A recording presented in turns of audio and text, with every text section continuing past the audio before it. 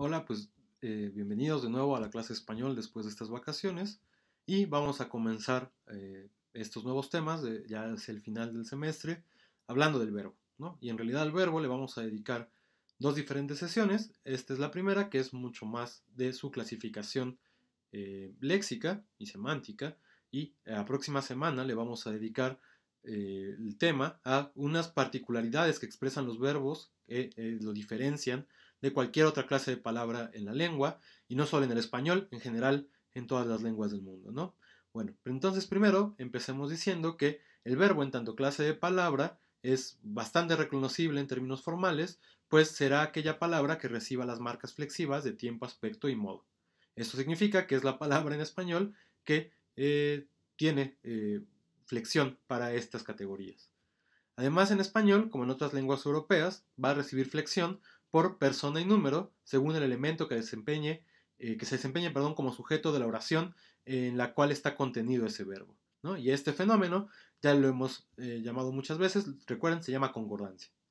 Así pues, los verbos en español son los únicos elementos en realidad que pueden tener conjugación.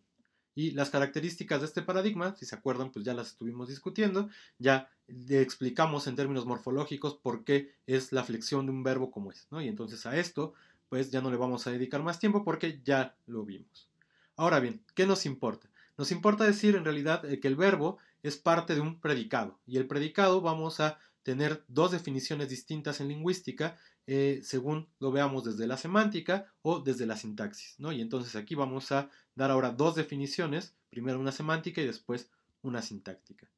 En términos semánticos, entonces, un predicado es una expresión que denota un estado de cosas en el mundo. El verbo es la clase de palabra que expresa las relaciones de este estado de cosas. Así, por ejemplo, el verbo requiere relacionarse con otros elementos que pueden ser obligatorios o bien pueden ser opcionales. A los primeros, a los obligatorios, los vamos a llamar argumentos, mientras que a los opcionales los vamos a llamar adjuntos. Con un elemento como el adjunto, que es opcional, también podemos decir de él que es facultativo, es decir, que puede o no puede aparecer. Bueno, fuera de esta definición de argumento y adjunto, tenemos que decir que en tanto predicado, un verbo y sus argumentos van a conformar lo que se llama una oración. Los argumentos, entonces, son unidades semánticas que se realizan sintácticamente mediante complementos. Así, en la oración, el profesor le entregó la libreta al estudiante, el verbo entregó se relaciona con tres diferentes argumentos: el profesor, la libreta y al estudiante, y a su vez este al estudiante establece una relación con el pronombre le. Sucede lo mismo con la oración le entregué la libreta al estudiante, solo que en este caso uno de los argumentos no aparece expresado en términos léxicos. Sin embargo, podemos reconocerlo por procesos sintácticos justo como la concordancia. Este argumento faltante que detona la concordancia con el verbo es justo lo que podemos llamar un sujeto. En cambio, formas como, y vean que tienen el asterisco de gramaticalidad, el profesor entregó o el profesor le entregó al estudiante, son agramaticales justamente porque los otros argumentos no pueden ser tácitos. La desinencia verbal en realidad no proporciona información sobre estos, de tal manera que no podemos identificarlos. Y al no poder identificarlos, no está expresada toda la información necesaria de un verbo tal como entregar, y entonces esto nos genera gramaticalidad. Y esto es una de las características de los argumentos, ¿no? Que si no aparecen, lo que tenemos es una oración agramatical. Veamos ahora las siguientes oraciones en las que el elemento entre paréntesis es facultativo, es decir, es opcional. Llueve mucho, sonríe malvadamente, admiró siempre y entregó ayer. Y fíjense que estas últimas dos también tienen su marca de agramaticalidad. Las dos primeras oraciones, ¿no? Es decir, llueve mucho y sonríe malvadamente, en esta solo basta el verbo para formar una oración. La primera porque se trata de un verbo que no requiere ningún argumento, que vamos a llamar cero valente, ¿no? Y ahora voy a hablar de esto con más atención. La segunda porque solo requiere un argumento que se expresa en la concordancia con el verbo, es decir, solo requiere un sujeto, ¿no? Y estos son los verbos intransitivos. En las dos oraciones que están marcadas como agramaticales, es decir, admiró siempre y entregó ayer, podemos reconocer que también hay un sujeto tácito, es decir, hay un elemento que aparece expresado dentro de la morfología del verbo, pero no es suficiente para que el verbo exprese todo el contenido que tiene como predicado. Justo esto es lo que las hace oraciones agramaticales. Y bueno, como pueden ver, el verbo organiza los elementos que forman la oración. Por eso se le considera el núcleo léxico de la oración. A partir de su significado inherente, es posible determinar cuántos y cuáles son los complementos que selecciona. Así, en términos de semántica formal, podemos esquematizar el contenido de un verbo de la siguiente manera. Entonces tenemos entregar x, y, z, en donde x, y, z son variables que en una oración específica se llenan de contenido y que entran en relación con el significado de un verbo como entregar, ¿no? Y aquí en este caso, como nos interesa su significado, lo escribimos con mayúsculas. Y justo en donde entregar, un tanto predicado, es una función que toma sus argumentos para generar la expresión de un estado de cosas en el mundo. Y aquí función, sí, significa tal cual una función en matemáticas, ¿no? Entonces, si alguien se acuerda de la definición de función en matemáticas, aquí estamos haciendo exactamente el mismo uso de la palabra. Ahora bien, no siempre el predicado, y esto es importante, va a tener como núcleo un verbo. Los predicados pueden ser en ciertas ocasiones adverbios, como en es tarde, o bien sustantivos, como Juan es doctor, o bien adjetivos, como Juan es alto. Y como pueden ver, ¿no? Estas oraciones contienen un tipo de verbo muy especial, que en realidad no es un verdadero predicado, sino que es un elemento gramatical que aporta información relativa a la concordancia, al tiempo, al modo y al aspecto. Como estos verbos se limitan a este tipo de información y en particular unen sujetos con predicados, se denominan verbos copulativos. Estos verbos copulativos no son elementos léxicos, de manera que no seleccionan argumentos. Entonces la estructura de una oración como Juan es doctor será la siguiente, en términos semánticos. Juan y doctor, ¿no? Y entonces Juan y doctor van a entrar en una relación para producir un nuevo estado de cosas en el mundo, que eso será nuestro nuevo predicado en términos semánticos, o más bien, ese es nuestro predicado en términos semánticos. Tampoco van a seleccionar argumentos los verbos que llamamos auxiliares, como los que aparecen en las siguientes oraciones. El examen va a estar fácil, Juan está cocinando para Navidad. Estos son verbos auxiliares que aportan información temporal, modal o aspectual similar a la que transmite la flexión del verbo. Así, por ejemplo, entre las perífrasis de infinitivo, a perífrasis ir más a más infinitivo, lo que va a hacer es indicar el futuro. También son elementos gramaticales los verbos de apoyo, soportes o livianos, reciben cualquiera de estos tres nombres, como hacer, tener, dar y tomar, que forman predicados complejos semilexicalizados cuando se combinan con sustantivos, como en los siguientes ejemplos. O sea, es decir, no todos los usos de hacer, tener, dar o tomar van a ser de este tipo de verbo ligero.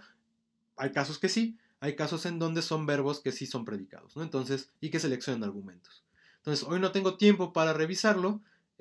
Tengo tiempo, en general, genera una estructura semilexicalizada, de la misma manera que en la oración no tome el sol a mediodía, tomar el sol genera una estructura semilexicalizada. Es decir, tomar y sol no pueden observar, no pueden deducir el contenido de eso a través de la composición de tomar más el sol, ¿no? Ya es un significado distinto.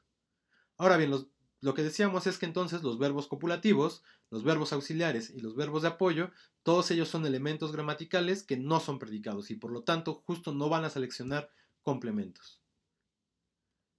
Los predicados, por su parte, se distinguen en diferentes clases por el número de argumentos que seleccionan, ¿no? Ya estamos viendo que algo que es importante para el predicado es que tenga esta capacidad de seleccionar argumentos. Bueno, pues según la cantidad de argumentos que seleccionen, que puede ir desde 0 hasta 3, podemos establecer una clasificación, ¿no? Esta posibilidad de seleccionar argumentos es un rasgo inherente al significado del verbo y lo vamos a llamar valencia. Entonces, según su valencia, los verbos pueden clasificarse de la siguiente manera. Tendremos los verbos cerovalentes, que no seleccionan ningún tipo de argumento y son verbos como atardecer, nevar o llover. Tenemos los monovalentes, que seleccionan un único argumento y estos los podemos encontrar, por ejemplo, en florecer, nadar o morir.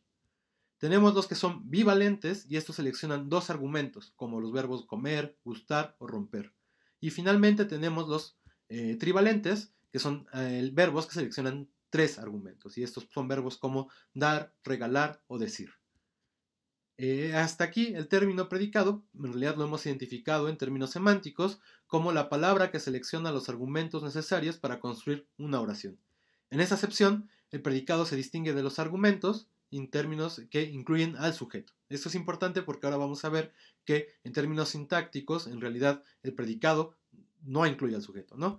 Eh, Algo que hay que decir, que también es importante, es que no hay que confundir. Yo sé que seguro en este momento, y ahorita los vamos a hablar un poco de ello, ya han escuchado hablar de verbos transitivos, intransitivos. No es exactamente lo mismo que se relaciona con la valencia del verbo, ¿no? La valencia de un verbo es semántica. Estas otras clasificaciones de transitividad e intransitividad son sintácticas. Y entonces, a veces empatan, no siempre empatan. Entonces hay que tener cuidado y recordar que son dos cosas distintas. Ahora sí, ¿no? Pasemos a la sintaxis. En términos sintácticos, el predicado en realidad se opone al sujeto, y como tal abarca todo el constituyente que incluye los otros argumentos y posibles adjuntos, menos el sujeto. Es decir, en términos sintácticos, en realidad el predicado es el sintagma verbal que tomará como núcleo al propio verbo y en sus diferentes posiciones se va a relacionar con los diferentes argumentos y adjuntos que aparecen en una oración. La estructura de este sintagma en realidad va a ser nuestro objeto de estudio del próximo semestre, de tal manera que ahora no lo vamos a desarrollar. Sin embargo, pensemos por ahora en una oración como el profesor le entregó la libreta al estudiante, ¿no? Ya lo habíamos mencionado hace rato. En este caso, el predicado sintáctico es le entregó la libreta al estudiante, que se predica del sujeto que es el profesor. Según nuestra clasificación sintáctica, vamos a encontrar que existe una relación, que no siempre empata, esto que decía hace ratito, entre la valencia del verbo y la clasificación según el tipo de argumento con el que se relaciona, y según la función que va a tomar ese argumento. Una primera clase la podemos encontrar en los verbos que se llaman verbos impersonales. Estos verbos se caracterizan por la ausencia de un sujeto, digamos, de un sujeto que podamos identificar, porque por razones sintácticas van a aparecer siempre conjugados en tercera persona del singular, lo cual en realidad es un recurso gramatical para decir que no hay sujeto, ¿no? Casi todos los verbos impersonales en realidad son verbos cero valentes. Eso sobre todo es así para los verbos que se llaman meteorológicos, ¿no? Que son siempre verbos que no tienen sujetos. No todos, sin embargo, los verbos impersonales van a ser cero valentes. Así, por ejemplo, oraciones como hace mucho frío o hay niños en el parque no tienen argumento sujeto, lo cual los hace justo impersonales, pero son verbos transitivos a la vez en la medida en que requieren un objeto directo. Justo el criterio de valencia, de naturaleza semántica, como ya había mencionado, se distingue de la clasificación tradicional entre verbos transitivos y verbos intransitivos, que, como ya había dicho, es una clasificación sintáctica que se basa únicamente en la presencia o ausencia de objeto directo. Así los verbos transitivos, como los de las oraciones Marta ya leyó el artículo, usamos celular o rompieron el vidrio, se definen como transitivos justo por la capacidad que tienen de admitir un objeto directo, mientras que los intransitivos siempre lo van a rechazar. Entonces, verbos intransitivos serán los que aparecen en oraciones como bostezó varias veces, durmió toda la noche o fracasó el acuerdo. Estas dos clases a su vez se pueden subdividir en otras subclases. Entonces podemos decir que algunos verbos como usar, retener, preparar o felicitar van a ser siempre transitivos, ya que requieren la presencia del objeto directo para construir secuencias bien formadas, es decir, gramaticales. Otra parte, vamos a encontrar que hay verbos que alternan entre usos transitivos e intransitivos y otros que pertenecen todavía a dos grupos distintos, ¿no? Entonces, en los primeros vamos a encontrar en los que alternan verbos que vamos a llamar transitivos bivalentes o lábiles. La versión intransitiva, en estos casos, va a contener un objeto implícito y su existencia puede comprobarse por el hecho de que admiten la pregunta pero no sé qué, que se formula en relación con el objeto directo que no aparece realizado léxicamente. Entonces, por ejemplo, Marta leyó un artículo, ahí sí tenemos un objeto directo, un artículo, y en la oración Marta leyó toda la tarde no tenemos un objeto directo, pero podemos introducir esta forma, pero no sé qué, de tal manera que tengamos la forma Marta leyó toda la tarde, pero no sé qué, y eso nos indica que en realidad sí hay un objeto directo que no está realizado en términos léxicos, es decir, no lo podemos identificar en esa oración, pero está puesto ahí. En cambio, otro grupo los vamos a llamar verbos causativos, y en este caso la versión intransitiva, que es la versión no causativa.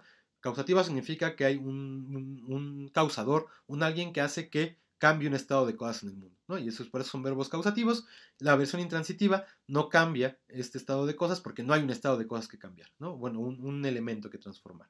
Entonces, en los segundos, llamados verbos causativos, la versión intransitiva, es decir, la no causativa, borra el argumento que corresponde al sujeto de la transitiva, de manera que ya no es posible la pregunta pero no sé qué. Tal manera que pasamos de tener una acción a tener en realidad una especie de estado. El objeto pasa, en este caso, a ocupar la posición de sujeto. Así contrasten, por ejemplo, la oración el mal tiempo empeoró la situación, en donde el mal tiempo es el elemento que empeora, que hace que algo empeore, y lo que empeora es la situación. En cambio, la situación empeoró, en este caso, pues no hay algo que empeore, más bien lo que empeora como por sí misma es la situación, y en este caso, pues no va a ser compatible con la forma, pero no sé qué, de tal manera que nos generaría una oración agramatical. Ahora bien, esto sería respecto a la clasificación de verbos transitivos. Por su parte, los verbos intransitivos se pueden clasificar en dos grandes clases según el tipo de sujeto que presenten. Por una parte están los verbos intransitivos puros, también llamados inergativos, en donde el sujeto realiza la acción descrita de manera más o menos voluntaria y ejerce algún tipo de control sobre ella. Entonces, trabajé toda la semana, hoy caminé mucho, o el gato maullaba. En todos estos casos, el sujeto, de alguna manera, incluso siendo quizás no necesariamente consciente de lo que está haciendo, sí ejerce un control también de alguna manera sobre esta acción, ¿no? Por su parte, los verbos inacusativos denotan un proceso en el que el sujeto se haya involucrado, pero no tiene control sobre él, ¿no? Y entonces contrasten las oraciones anteriores con cayó el telón, murió el gato o nacieron mellizos, ¿no? En donde en realidad ninguno de estos sujetos tiene control sobre la acción que está ejerciendo, simplemente están involucrados en ella. Y entonces así podemos distinguir los dos tipos de oraciones intransitivas. Puede distinguirse también, esta vez atendiendo a la categoría del complemento, entre verbos que seleccionan sintagmas nominales como objetos directos, los que seleccionan oraciones y los que admiten ambas categorías. Seleccionan sintagmas nominales, verbos como comer, usar, romper y otros. Seleccionan oraciones declarativas, verbos como creer o pensar, e interrogativas, verbos como preguntarse. Admiten ambos tipos de objetos, verbos como querer, ver o recordar. Y en realidad lo que tenemos que decir es que estas clasificaciones no agotan, ¿no?, todas las posibles clases de verbos. Hay 20.000 maneras de clasificar los verbos, pero a ello también nos vamos a dedicar el próximo semestre, y también a ello el próximo semestre nos vamos a dedicar a profundizar en todas estas estructuras de las que hablé durante este video, ¿no? Y entonces importa ahora para la clase poder reconocer que el verbo, su función como predicado y la manera en que se relaciona con argumentos, ¿no? Y entonces ya dijimos que vamos a tener verbos que van desde ningún argumento hasta verbos que van hasta 3 argumentos. Y más de allá, más de 3 argumentos, es imposible codificarlo, no solo en el español. En realidad en ninguna lengua del mundo encontramos verbos que tengan más de 3 argumentos, ¿no? Y entonces por ahora vamos a dejar aquí el verbo para la próxima semana hablar de tiempo, aspecto y modo.